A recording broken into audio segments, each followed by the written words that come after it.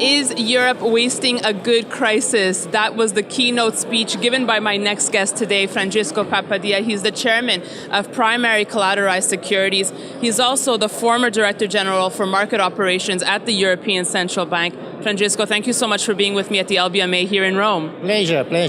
So you were the keynote speaker today, and your topic was, is Europe wasting a good crisis? How do you think Europe could take advantage of the current situation it finds itself in? Well, I think that historical experience shows that Europe progresses in crisis. And of course, we had a very big crisis, or we are having a very big crisis. So the question that I put forward is whether Europe is indeed using this crisis to progress in the economic field, in the monetary and financial field, in the institutional field. And just to make a long story short, my answer is that the direction into which Europe has moved so far is the right one.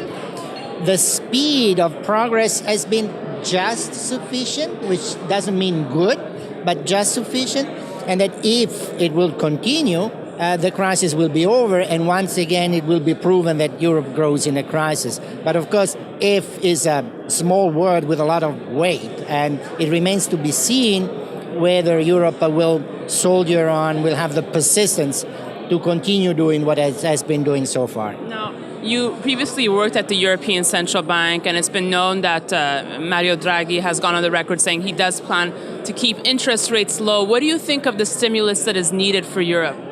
Well, I think that right now there is something of a contradiction between what Mario Draghi said for the Governing Council of the ECB, that they want to keep rates low or lower, and what the market is doing, whereby the market expects that rates will go up. So there is a kind of a tug of war between the Governing Council and the market, and I'm not clear how this tug of war will end, who will win in this tug of war. And my sense is that if the Governing Council really wants to win this war, then it should lower interest rates. Interest rates, you may know, are now at 50 basis points. If they would lower them to 25 basis points, they would really impress on the market their will. If they will not do it, then I doubt that the Governing Council will win this tug of war. Finally, let's talk about ABS, asset-backed securities, and how they played a key role in the financial crisis. They obviously have a bad rap in the industry. Do you think that's rightfully so? No, I don't think it is. And indeed, you said that I'm chairman of this primary collateralized securities. And what we are trying to do there is just to take away this negative image from asset-backed securities and relaunch this market, which we regard as essential for the funding of the European economy. Okay. And how does PCS proceed in determining whether ABS are adequate for the market to prevent another financial collapse? Well, I mean, the work that has been done is to provide a book which has 144 criteria that define what we think are good asset-backed securities as opposed to other asset-backed securities. And on the basis of these criteria, we give a label to some securities. So they say, these securities will be simple, will be transparent, and so you can have a trust in them. We don't say anything original on credit risk. On credit risk, we just take the ratings. But we give an assurance that these securities do not reproduce the mistakes that led to the crisis and the bad reputation. Finally, before I let you go, we're a gold website, obviously.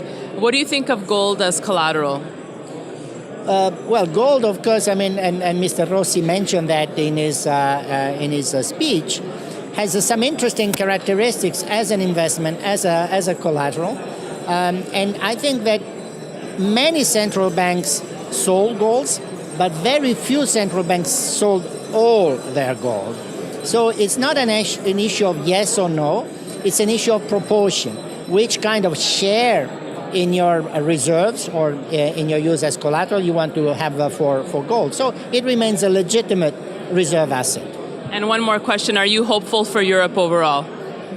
I was, even when times were much tougher than now. So I somehow find it easier to be optimistic now than I did maybe 12 or 18 months ago.